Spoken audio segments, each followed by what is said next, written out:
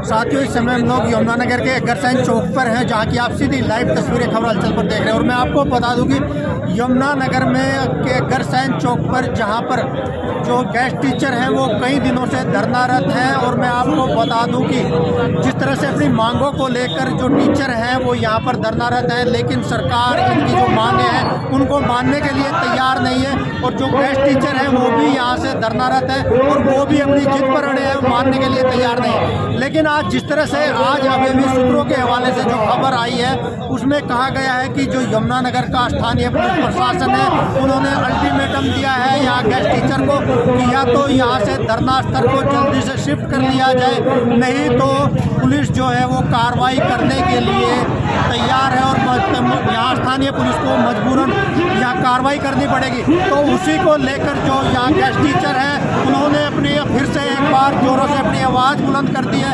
और इनकी क्या मांग है, आइए करते हैं इनसे बातचीत। जी, क्या मांगे हैं जी आपकी? हमारी जो मांग है टीचर का जो एक्ट है 2019 का बना हो उसमें संशोधन करके सरकार हमारे को क्योंकि हमारी सेवाएं जो है 17 साल में जारी है और हम आज भी कच्चे के कच्चे आए और हमारे बच्चे जवान हो चुके हैं जो उस समय थे छोटे छोटे थे, आज वो जवान हो चुके हैं। किसी को शादी करनी है लड़के लड़की की और किसी को अपनी मकान नहीं बनाने और हम आज भी कच्चे के कच्चे हैं। जो हमारी उम्र है 45+ हो चुकी है, सब के सब किसी की मिसेज बीमार, किसी की बीमार, किसी की मम्मी बीमार, किसी का पिताजी बीमार, किसी का बच्चा बीमार, वो अलग से हमारे को सरकार किसी को सुविधा नहीं दे रही है। तो केवल जो है हमारा एक ही मांग है कि हमारे को एक्ट में संशोधन करके यहाँ जो शिक्षा मंत्री हैं आपकी उनसे मुलाकात नहीं हुई इस विषय को लेकर? मुलाकात हुई है लेकिन बार आश्वासन दे रहे हैं, झूठ ही बोलने चाह रहे हैं, इसके अलावा कुछ नहीं दे रहे। तो सर 2006 से अब 16 साल हो चुके हैं, हमें किसी तरह की भी कोई भी सुविधा नहीं है रेगुलर टीचर की तरह। काम रेगुलर टीचर का करते हैं सब कुछ, लेकिन ना मेडिकल है ना कुछ है और ना ही हमारी सैलरी उनके इक्वल है जो परमानेंट है। परमानेंट से आप सैलरी हमारे को मिलती है, ना कोई मेडिकल की सुविधा है ना किसी तरह की सुविधा है। और दूसरी बात, जैसे हमारा कोई गेस्ट टीचर रिटायरमेंट होता है उसके बाद 1 रुपया भी नहीं मिलता क्योंकि हमारा कोई फंड वगैरह भी नहीं कटता किसी तरह का भी। सरकार के सामने कई बार हमने मांगे रखी हैं शिक्षा मंत्री जी के माध्यम से, लेकिन रिजल्ट जो है जीरो निकलता है। सिर्फ आश्वासन दिया जाता है, आश्वासन के बाद जो है एक कमेटी बनती है और कमेटी के बाद फिर वहीं पर आ जाती है। जहाँ पर आज हमारी एक मांग है यहाँ पर कि हमारे को जो है कम से कम आप जो है एक्ट में संशोधन करके जब तक परमानेंट नहीं करते तब तक जो है कम से कम हमारी जो बेसिक सैलरी है वो तो हमारे को जो है इक्वल दें, कुछ सुविधा तो दें और वो रिटर्न में दें। और हमारी मांग ये है कि हम यहाँ से तभी उठेंगे जब हमारे को कुछ रिटर्न में मिलेगा। आश्वासन तो हर बार हमारे को आज यहाँ से उठने के लिए क्या स्थानीय पुलिस प्रशासन ने कोई अल्टीमेटम भी दिया? स्थानीय प्रशासन ने जो है हमारे को अल्टीमेटम दिया है कि 1 घंटे तक आपको अल्टीमेटम दिया है, आप यहाँ से शिफ्ट हो जाओ दूसरी जगह। अच्छा, हम शिफ्ट कैसे दूसरी जगह हो जाए? हम तो यहाँ से तब उठेंगे जब हमारे को कोई लेटर मिलेगा। तो ये अल्टीमेटम किसके द्वारा दिया गया? ये अल्टीमेटम पुलिस प्रशासन के द्वारा जो है DSP के द्वारा दिया गया।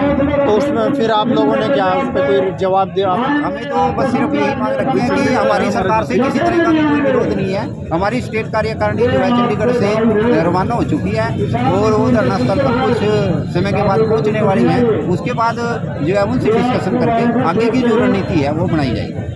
जी, तो आप क्या बताएंगे? सर मैं ये बताना चाहता हूँ कि देखिए वो प्रदेश तब विकसित हो सकता है जब जहाँ का समाज पढ़ा लिखा हो, जहाँ का अध्यापक जो है हर तरह से चिंता मुक्त हो।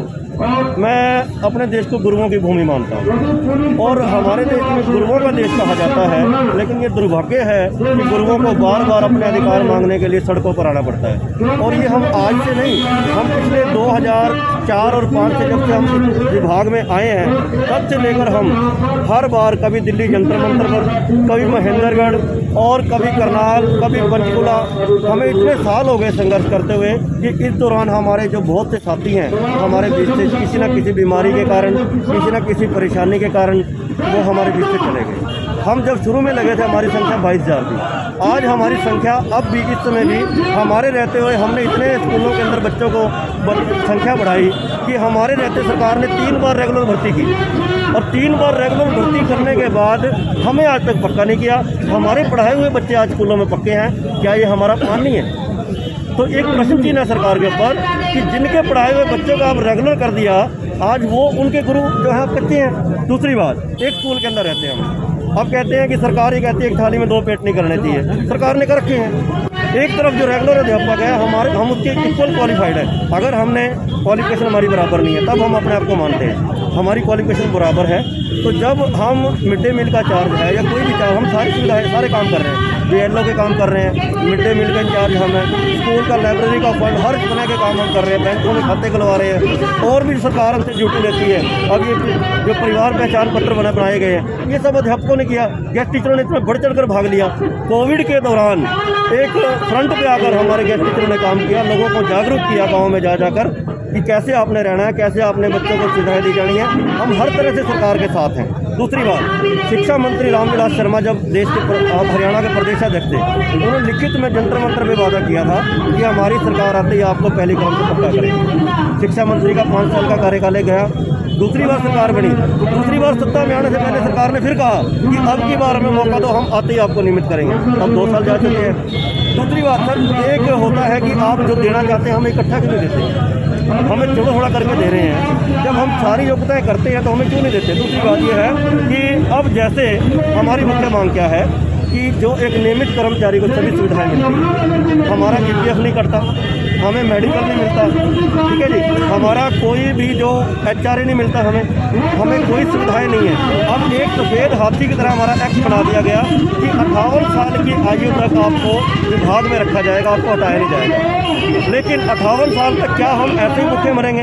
हमारे साथी रिटायरमेंट की एज पर आ गए हैं, रिटायरमेंट होने के बाद खाली हाथ भर जा रहे हैं। कितना बड़ा हमारा अपमान है। एक रेगुलर कर्मचारी जब रिटायर होता है अपने साथ अपने जीवन की पूंजी सारी लेके जाता है, अपने परिवार के साथ खुशियाँ लेके जाता है, हमारे साथी खाली हाथ भर जा रहे हैं। दूसरी बात, हमारी जो महिलाएं साथी हैं वो अपने परिवारों के अंदर इतनी परेशान है, तरह तरह की परेशानियां हैं उनको, और वो भी हमारे से कंधा मिलाकर जो हर कार्य करती हैं, उनके लिए कोई सरकार नहीं सोच रही है। तीसरी बात ये है कि आज सरकार अगर एक्ट में संशोधन करती है, वो एक्ट भी सरकार ने बनाया। अब जब और संविधान कानून के अंदर नियम चेंज हो जाते हैं, संसद में चेंज हो जाते हैं, विधानसभा में क्यों नहीं चेंज हो सकते? आज अपने लिए हर एक नियम तोड़ लेते हैं, अपने लिए हर एक नियम चेंज कर लेते हैं, हमारे लिए क्यों नहीं कर सकते? अगर वो पैरा नंबर 4 इसमें लिखा हुआ है कि आपको बेसिक सैलरी तक जो है, इससे ऊपर सैलरी नहीं दी जाएगी, तब तक आपका DA लगेगा। हम चाहते हैं कि वो जो लाइन है उस लाइन को हटाकर हमें बेसिक प्लस DA दिया जाए और वो तमाम सुविधाएं दी जाए जिसका हकदार है, जो एक रेगुलर टीचर को मिलती हैं। आज 16 साल के बाद जो रेगुलर टीचर है वो 70-80 हज़ार सैलरी ले रहा है, और आज हम 16 साल के बाद 31,212 पे पहुँचे हैं। सरकार अखबारों के अंदर जो हमारी सैलरी इतनी बढ़ा चढ़ा कर दे देती है कि जनता सोचती है तो सब कुछ मिल रहा है। बार बार झूठी खबरें। अब CM ने ट्विटर पे अपना अकाउंट दे दिया कि हम रेगुलर को मिलेंगे। अब आपके सामने है, शिक्षा मंत्री बार बार आश्वासन पे आश्वासन दिए जा रहे हैं। तो क्या ये हमें क्या खुशी मिलती है कि हम अपना परिवार छोड़कर आज पूरे हरियाणा के, कहाँ महेंद्रगढ़ है, कहाँ रेवाड़ी है, कहाँ गुड़गांव है, पूरा हरियाणा दिल्ली टप कर यहाँ पर हमारे साथी यहाँ धरना दे रहे हैं। तो कितनी शर्म की बात है। अपना परिवार कौन छोड़ना चाहता है? तो सरकार सोचे। तो भूषण जी, जिस तरह से इन्होंने बताया कि काफ़ी भेदभाव किया जा रहा है गेस्ट टीचर और परमानेंट टीचर के साथ, तो जो ये सरकार है जिससे लोगों की काफ़ी उम्मीदें थी, लेकिन कहीं ना कहीं जो उम्मीदें हैं वो अभी भी आपको बरकरार हैं या उम्मीदें टूट चुकी हैं सरकार से? क्या कहना चाहेंगे इस भेदभाव के लिए आप? हमें जो उम्मीदें हैं वो हमारे अपने संघर्ष के ऊपर, अगर हमारे हमारी एकता के ऊपर। देखो, ये जो सरकार है, इससे पहले जो सरकार थी, हुड्डा सरकार थी, उन्होंने भी हमारा शोषण करा, इन्होंने ये भी उसी नीति के ऊपर है, वैसे ही शोषण कर रहे हैं। सन 2005 के अंदर जब गेस्ट टीचर की नीति बनाई गई थी, जब हमें लगाया गया था तब, लेकिन लोगों ने सरकार जो बदली थी किसी उम्मीद को बदली थी कि शायद कुछ अच्छा करेगी, यही सोच कर हमने भी इनका साथ दिया था। हमने भी अपना सोचा था भी हमारे साथ बहुत कुछ अच्छा होने वाला है, क्योंकि रामविलास शर्मा जी और अनिल विज जी जो इस समय स्वास्थ्य मंत्री हैं, इन्होंने हमारे जंतर मंतर धरना प्रदर्शन पर आकर हमें यह आश्वासन दिया था कि पहली कलम से हम आपको पक्का कर देंगे। आपका इन्होंने यहाँ तक कहा था कि पिछले 7-8 साल का जो हमारा एरियर है वो भी आपको दिया जाएगा, आपके साथ जो भेदभाव हो रहा है वो नहीं किया जाएगा। लेकिन वास्तविकता ये है कि ये जिस डर्रे पे कहना पुरानी सरकार चली थी उसी डर्रे पे ये चले। इन्होंने कुछ नहीं दिया, सिर्फ हमारा आज भी पहले भी शोषण कर रहे थे, आज भी शोषण कर रहे हैं। जो हमें कहना है अपना दोयम नीति हमारे साथ बनाई जा रही है, हमारे साथ दोयम दर्जा का कहना स्कूलों के अंदर बर्ताव किया जाता है। कहीं पर हम अपनी इज्जत नहीं कर सकते, हमारी इज्जत नहीं है, हमें कहीं पर समाज में बैठना पड़ता है। क्या जी आप गेस्ट टीचर हो, ये तो वैसे ही लगते शायद। हमारे पास हमारे सर्टिफिकेट्स देखो, हमारी क्वालिफिकेशन देखो, फिर उसके बाद बात करो कि हम वैसे ही लगे हैं। हम अपनी पूरी क्वालिफिकेशन लेकर फिर लगे हुए हैं। लेकिन आज भी हम जहाँ कहीं बैठते हैं समाज के अंदर में, जब गेस्ट हमारा शब्द आगे लगता है तो हमें जो है वहाँ बेइज्जती महसूस होती है, हमारी इंसल्ट होती है। ये सिर्फ सरकार की देन है, हमारी नहीं है। हमें समाज जो कहना हमारा अध्यापक वाला हमें एक दर्जा मिलना चाहिए, वो नहीं मिल रहा। 5 सितंबर को अभी शिक्षा मंत्री जी के साथ हमारी बातचीत हुई थी हमारी, और शिक्षा मंत्री जी ने जोर से बोलो। और शिक्षा मंत्री जी ने हमारे को आश्वासन दिया था कि मुख्यमंत्री जी से बातचीत कराएंगे। 8 सितंबर को मुख्यमंत्री जी से बातचीत हुई। उसके बाद जो है मुख्यमंत्री जी ने ट्वीट किया, जिसकी जो है ट्वीट ये सामने देख सकते हैं। जो ट्वीट इन्होंने किया था, इसको पढ़ो, ये इसका जो है देखो 30 अक्टूबर। आप सभी अध्यापक दिवस की हार्दिक शुभकामनाएं। देश के पहले उपायुक्त डॉक्टर सर्वपल्ली राधाकृष्णन जी का आज जन्म दिवस है, जो कि एक अध्यापक थे, इसलिए उनके जन्म दिन को अध्यापक दिवस के रूप में मनाया जाता है। अध्यापक दिवस के अवसर पर सभी वर्तमान रिटायर्ड अध्यापकों में बहुत बहुत बधाई देता हूँ। हमने शिक्षकों की सहूलियत हेतु सभी अतिथि अध्यापकों को नियमित किया एवं शिक्षा स्तर में सुधार के लिए सक्षम योजना शुरू की है। तो अभी एक और ट्वीट है जो मुख्यमंत्री की ओर से किया गया ट्वीट है, तो उनका ट्वीट भी क्या है ये देखिए कि खट्टर ने गेस्ट टीचर के वेतन के निर्धारण से जुड़े मामलों में एक कमेटी गठित करने के निर्देश दिए हैं। साथ ही विभाग के अधिकारियों को अतिथि अध्यापकों के सेवा के नियम भी आगामी 31 अक्टूबर तक बनाने की हिदायत दी है। लेकिन आप देख सकते हैं कि किस तरह के झूठे वादे और किस तरह की झूठी बातों से जो ये गेस्ट टीचर है उनको बरगलाने की कोशिश की गई है। आप देख सकते हैं, घोषणा पत्र देख सकते हैं, शिक्षा मंत्री पर गेस्ट टीचरों को नियमित करने हेतु जंतर मंतर पर किया गया वायदा के देख सकते हैं आप। मुख्यमंत्री हरियाणा के झूठे वायदों की भी एक झलक मीडिया में घोषणा करके अपने वायदों से पलटी है सरकार। तो आप इस तरह के देख सकते हैं कि बार बार चाहे किसान हो, मजदूर हो, व्यापारी हो, कर्मचारी हो, सभी के साथ किस तरह के झूठे वादे करके सत्ता में आए हुए लोग हैं। और आज सत्ता में ये जो आने के बाद किस तरह की वादा खिलाफी इस सरकार के द्वारा की जा रही है।